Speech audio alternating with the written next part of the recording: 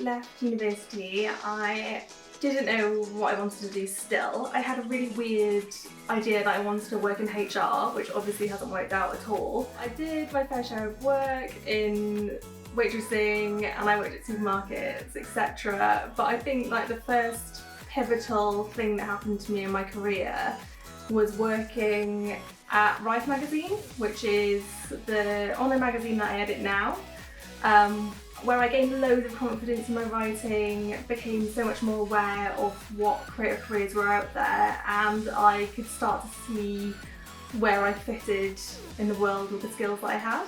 I think the biggest challenges were that people kept telling me that if I did an English literature degree, I had to be a teacher, or I had to be like something that was kind of like in their field of vision.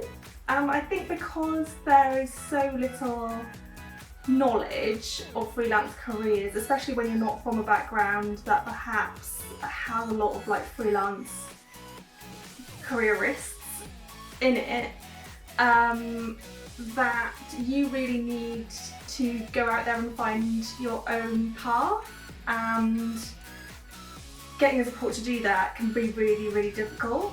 I kind of overcame that by doing my Rife magazine internship and networking within the creative communities that I was introduced to. I think that talking to lots of people in lots of different careers and also trying lots of different things was probably the best way that I could discover and experience jobs that I'd never even heard of before. So I had peers at university who did degree courses that offered them a sandwich industry year.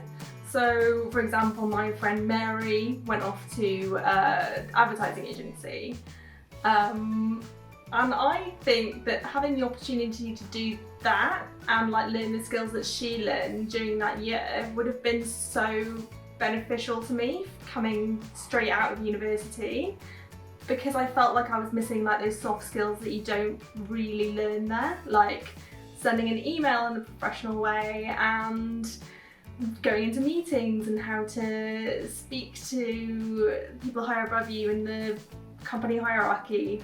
That's what I wish that I could have had, I think, and I think that would have sped up my career progression. I think the most important skill that uni taught me was networking, because the friends I made then, even though they felt just like friends at the time, have actually really opened doors to me during my career, and it's a skill that I've carried on throughout freelancing. Don't let anybody tell you that you can't do this, because they don't know that you can't.